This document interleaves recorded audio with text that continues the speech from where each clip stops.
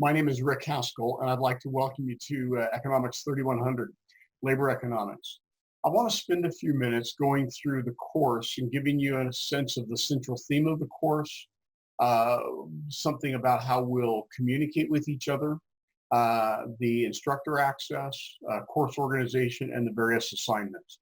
So as we go through, just kind of pay attention to what I'm doing on the screen as well as what I'm trying to tell you, and then move back and forth, perhaps even to Canvas to see what we're looking at. So let's go ahead and start by talking about the central theme of the course.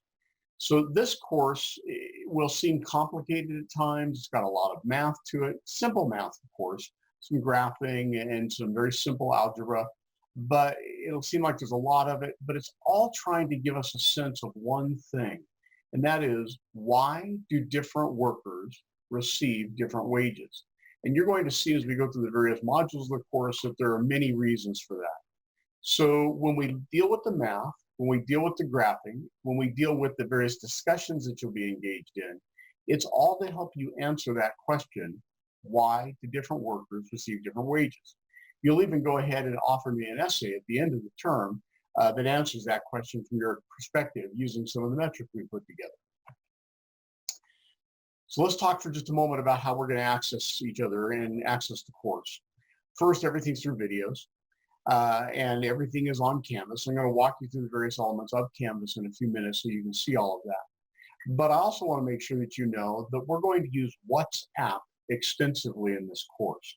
You'll see this reflected in the announcements. You'll see it reflected in the introduction to the course, but you're going to find that it is your saving grace. Because oftentimes you'll have a question that you might want to ask. You should ask it out on the WhatsApp group for the course that you will have already joined. In fact, there's something a little bit later in this video I'm giving you today that will help you have a little bit more of a motivation to do this perhaps. So you'll ask the question on WhatsApp, and then if I see the question first, I will go ahead and answer it for you. Or as soon as I can see it and I'm in a place where I can answer, I'll answer the question for you. But it's altogether possible, sometimes even likely, that someone else in the course will have also seen the question you've asked. And they may know the answer and ask it before they can answer it then before I can.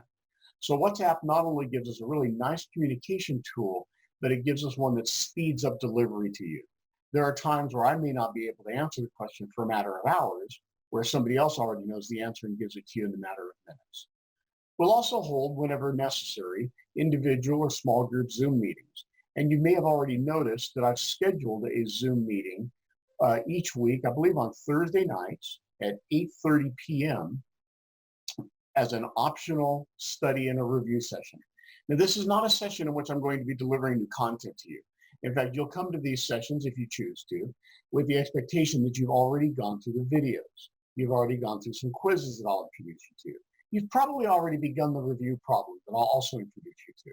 But now you want a little bit more help. There's some things that just aren't making sense to you, or you want some backup, some reinforcement. So you'll come to that review session through Zoom, and there you'll ask questions, as will other students, and I'll answer them, give examples, show you how things are done. I will not be joining into that session with an agenda, with a curriculum, with an outline. I'm there to respond to you, not to give you new or original content information. Of course, you can use text, you can use email. You see that you have my email address towards the bottom of this, of course. You'll also notice that you have my cell phone number. And I would encourage you to reach out to me whenever you need to, but I would encourage you to reach out first through WhatsApp so that others can benefit from the communication as well. Unless it's something private, unless it's something that you're uncomfortable sharing with others, and then certainly feel free to come to me directly. So let's look at the course itself. So obviously, this is going to be delivered this term in an online virtual fashion. I actually developed this course 8 or 9 years ago for the University of Utah while I was working on my doctoral degree in economics. I'm no longer at the University of Utah. I'm a finance professor at Westminster College, where I've been since I completed my doctorate. And I completed my doctorate after having spent about 30 years owning my own businesses in the investment industry and then in private equity, and had an opportunity to have a nice exit from those about 10 years ago now. and took that opportunity then to go back to the U, earn my doctorate, and now I'm teaching finance at Westminster. But I developed this class, this labor economics class, both in a live and an online session while I was at the University of Utah. And I have the privilege of teaching it periodically when the U is looking for someone to teach it, and if I have time on my schedule. So when you go to Canvas, you'll see that you'll open up to the home page, and here you'll do exactly what it says. You'll click on the icon that says Start Here.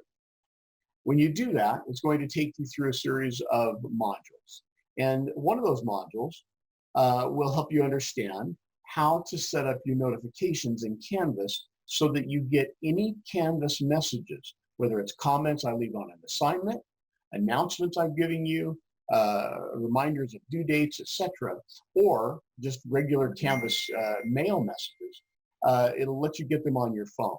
So when you go to this, open it up, click on your photograph up in the upper left-hand corner where it says Account, and it'll open up. It'll show you the notifications, profile settings, etc.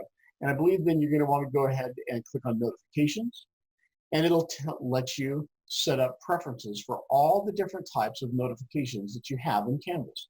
And there are a lot of them, of course. So I'm going to encourage you to set up any due dates, course content changes, grades, discussions, conversations, all to hit your email address and or your cell phone number. And you can see how I've got mine set up with some of the various email addresses that I have and my cell phone number.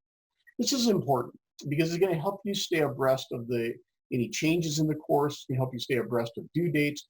It'll help you keep from falling behind.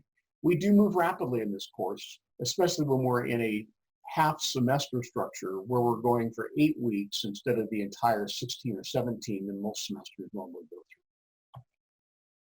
Well, let's talk about the organization of the class itself now. You're going to find the class is organized into a series of modules. Each module, and there are 15 of them, each module has a series of videos.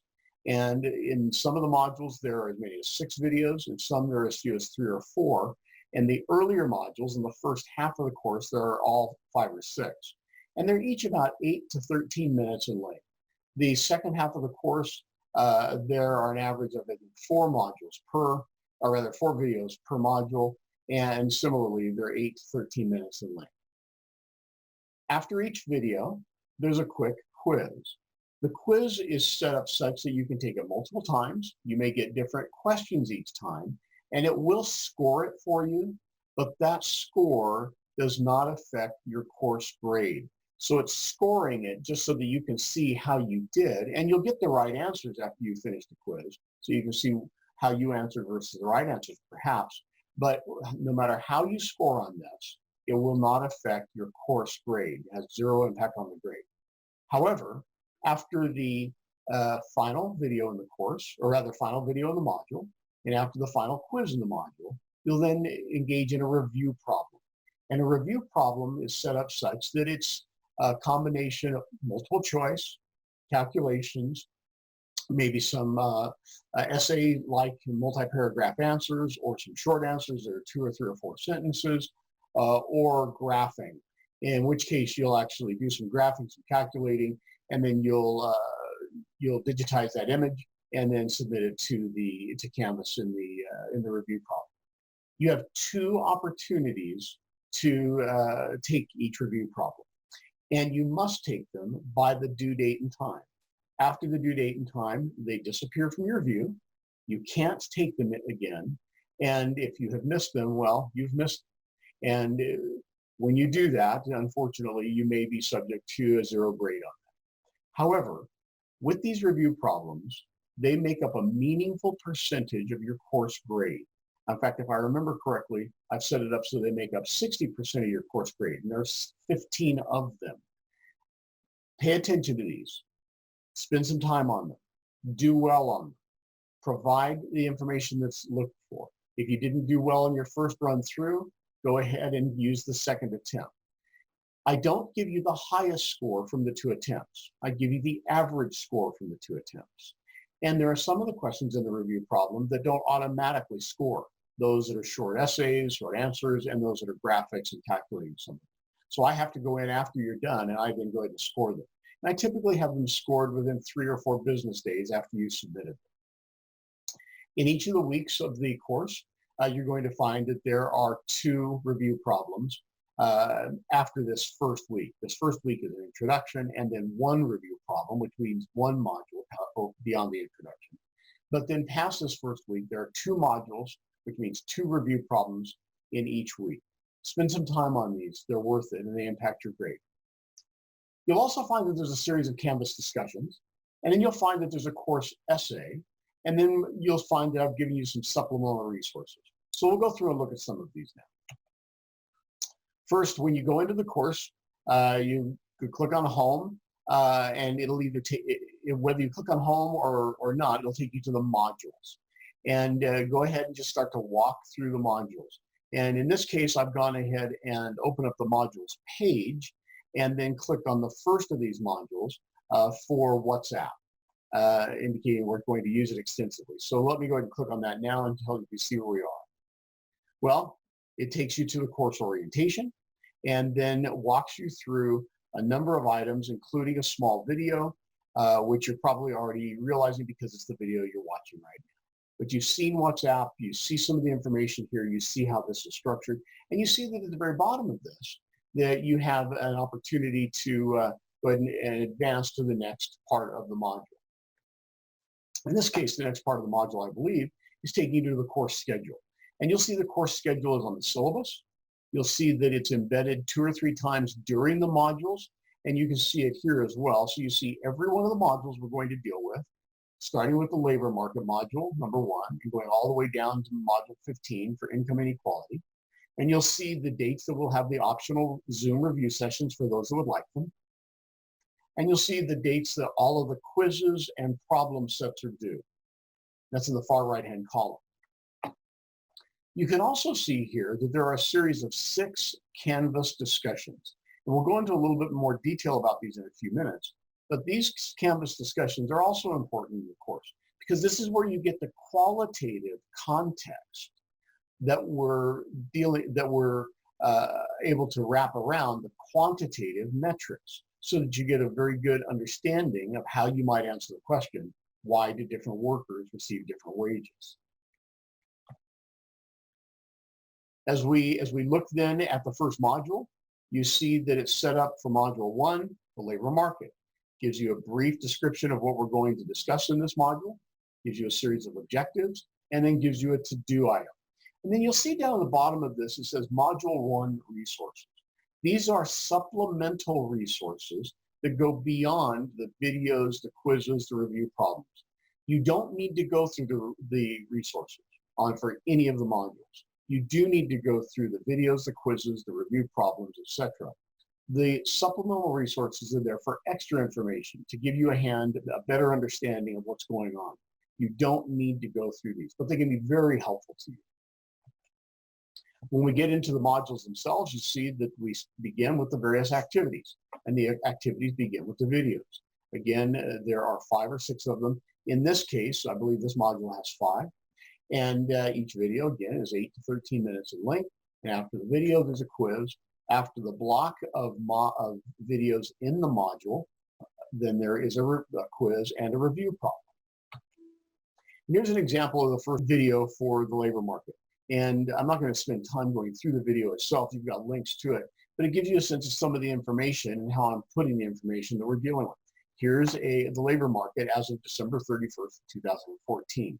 Once you've gone through the videos and the quizzes for the module, then you'll go ahead and go to the next page, which will take you to the Module 1 wrap-up. And again, you see a series of activities here. These activities include the review problem, they include the module resources, and they include some of the next assignments that might be due aside from the quiz and review problems, such as one of those 6 Canvas quizzes, which you can see here is due on May 24th. You see it right in the middle of the screen where it says Canvas discussion number 1 on the minimum wage. You'll see 3 lines above that, or a couple of lines above that, that the review problem is due on May 17th, 11:59 p.m., and then you get a link to the review problem. So this is how we move through this course, and we do it for each one of the modules. Let me take you briefly to the Canvas discussions. Again, there are 5 Canvas discussions. These are ones that you will open up a discussion page. You'll see some information about the discussion, some comments from me, but then you'll see 5 or 6 or 7 other source items, articles, videos, etc., that will give you some information about the topic that we're discussing. So this first topic on the minimum wage is no secret. It's all about minimum wage changes in recent years and the effect of the minimum wage. Well, you're going to be given an opportunity to have 3 separate posts with respect to your thoughts, your impressions and feelings, what you've learned about the minimum wage. Not necessarily what I've told you, not necessarily what somebody else tells you, unless it's factual, of course. But this is about you having discussions with other students in the class. I monitor these discussions, but unless something untoward is taking place, I don't get involved in these discussions. I'm expecting that students are comporting themselves professionally. I'm expecting that the behavior is appropriate, that we're maintaining a safe, appropriate spaces to openly discuss some of the more interesting elements of labor economics. And in this particular term, we're going to talk about the minimum wage in the Canvas discussion 1. Canvas discussion number 2 will look at unemployment in the age of the COVID-19 virus. The Canvas discussion number 3 will look at labor replacing technology, so robotics and such. Number 4, we'll look at the effects of immigration and the current immigration environment. And then finally, we'll deal with a Canvas discussion on labor discrimination, where we're looking primarily at wage gaps based on race, gender, and other non-productivity related items. So this gives you a sense of these. However, as I said, there are 3 unique posts that you'll offer. So you should open up the Canvas discussion a good week and a half or more before it's due. And you should make your original post based upon your thoughts, your impressions from having looked at some of the material that I provided for you. That's your first post. Your second post is where you will have to respond to the post of another student. So we need to get into these early, well before the due date. Otherwise, there's not enough time to go back and forth with posting, responding, etc. That's why I tell you start this a week or a week and a half before the due dates. So you'll offer a post that's a response to some other student, maybe questioning their opinion, maybe offering your opinion on top of theirs, etc. Again, in a very safe, respectful, and appropriate manner. And then finally, you have a third post that is where you respond to another student who would have already responded to you. Now, in the event that you don't have any students respond to you, then you're welcome to simply go ahead and respond to another student. But I need you to do 3 unique posts. There's 10 points available for each one of these Canvas discussions. And if I remember correctly, I've set it up so that the discussions on the whole, are worth 15% of your overall course grade. If you want to get all 10 points, you must have all 3 posts represented. And a post isn't just a little one-liner. It's not just something that you throw off the top of your head. This is going to be 15% of your grade, for heaven's sake. So I want to see that you're thoughtfully considering the topic. You reviewed it, you're considering what other people are saying, you've offered some thoughtful commentary. And so I go ahead and look not only at the number of posts, but the depth and intensity of each one of your posts. If you give 3 posts, and if they are appropriate and thoughtful, then you'll earn 9 to 10 points out of the 10 available. If you give only 2 posts, then you can earn a maximum of 8 points out of the 10 available. And if you give only 1 post, then you'll earn a maximum of 7 points out of the 10 available. Again, if you offer 3 posts, you can earn 9 or 10 points. If you offer 2 posts, you can earn only as much as 8 points. If you offer only 1 post, you'll earn a maximum of 7 points. And you can go up from those and down based upon the intensity and the thoughtfulness of the post that you provide. There's going to be a course essay. And this course essay really is something that I'm writing for you as we're going through and dealing with the assignments, the modules, the videos, etc., because it's the summation of the course. You're going to realize that in each module, after about module 3, I give you a reason why different workers receive different wages. Maybe it's human capital investment. Maybe it's skill differentiation. Maybe it's discrimination. Maybe it's compensating wage differential. It's one of a number of items of which I'm going to have given you probably a dozen or so throughout the course. And in this essay, I'm asking you to give me 3 of those back and help me understand why different workers receive different wages using 3 of the reasons, the rationale I've outlined in the modules, and whichever 3 you want to. You're going to talk to me about these in a good essay form with an introduction, with a body, with conclusions. You don't need to give references unless you're bringing in material from outside of the course. Anything used inside of the course, you do not need to cite or reference. Anything from outside of the course, you do. You're expected to help me understand what you're looking for, how you're answering the question, what modules and metrics you're going to answer it with, and then go ahead and discuss those for me and give me the quantitative and graphic representations of those rationale as you discuss them for me.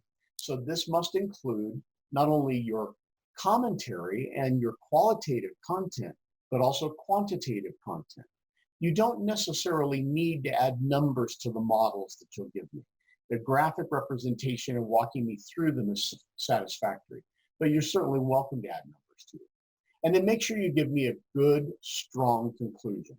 More students lose more points because they choose to not bother with the conclusion than anything else, or they give a very skimpy 1 or maybe 2-line conclusion. The conclusion is where you connect the various elements of the different rationale. Models, compensating wage differentials and skills differentiation and productivity, all 3 of which are talked about in 3 different modules, dovetail into each other. And so these are not mutually exclusive. These are connected. And so in the conclusion, tell me about the connectivity. Help me understand what's going on here, really. Well, I've told you a little bit about the supplemental resources. Here's an example of a supplemental resource page where I give you some primers, problems, and solutions. These are links to some items. And then I give you links to other videos that I found YouTube or elsewhere throughout the marketplace, just to give you a sense of the concept you're dealing with, but from a slightly different perspective. Well, let's talk about the very best way that you can succeed in this course. And I'm going to tell you that it's simple. First, have some discipline, stay with the schedule. That should go without saying. This is an online course and you're a college student. But more important to that at the moment, watch the videos. I've spent a tremendous amount of time. I think there's 120 videos that we recorded for this class, or I recorded for the class. And I've spent a lot of time and effort. I try my best to help you see what's going on in the videos. So just watch, or going on in the course through the videos. So watch the videos. You don't have to see my face. You do have to put up with my bad handwriting sometimes. And sometimes you'll put up with me coughing here and there. I unfortunately developed pneumonia and spent the latter part of my course development some years ago when I was putting this together in the hospital. So you're unfortunately having to deal with a little bit of coughing here and there, and I'll apologize for that. But watch the videos. If you find yourself lost, you don't understand a concept, go back and review the video again, because watch the videos. They are the key to succeeding in the course. And by the way, I get questions from people saying, Rick, how can I succeed in the course? Or Rick, I don't understand what's going on here. And I ask them if they've watched the videos, and invariably they haven't, or they sped through them. Watch the freaking videos. Hopefully enough said on that. They're important. So a word about grades. I start with the concept that everybody has an A. And if you do the work, you put in the time, you give a fair effort to this, and it's obvious, then you will get a good grade in the course. I get no joy in providing Ds. I hate providing fails. And sadly, some of you will probably test me in that. But this is a course where you should be able to expect to get a strong grade, whether you have an economics background or not, because it's not a course that has economics as a prerequisite. Whether you have a strong math background or not. I walk you through every one of the mathematical elements. I walk you through all of the graphing, set up everything necessary. So I believe that you can do well in this course. Finally, and this was the little item that I said at the very front of this, would motivate you to use WhatsApp. The first person that, having seen this video and reaches out to me through WhatsApp telling me that they've finished this will receive a Starbucks gift card from me. Well, I hope you enjoy the course. I'd like to get to know as many of you as I can. There will be 50 or 60 students in this course. We'll have a lot of interaction. We'll see each other on Zoom. We'll get to know each other through WhatsApp and text and such. Please feel free to reach out to me whenever you need to. I love this material. I dig economics. Some of my favorite things to do is think about life around us, everyday life around us, from an economic perspective. Some of you have had other economics courses, and sometimes you wonder, well, how does this ever going to relate to me? Well, a labor economics course absolutely relates to you. We are all in the labor market. We are all participants in this market. And in fact, you're going to find as you go through this course, you start to realize why different things happen around you that you've observed in the past. And you start to see why it is that different workers receive different wages. I hope you enjoy the course. Feel free to reach out to me at any time and have a great day.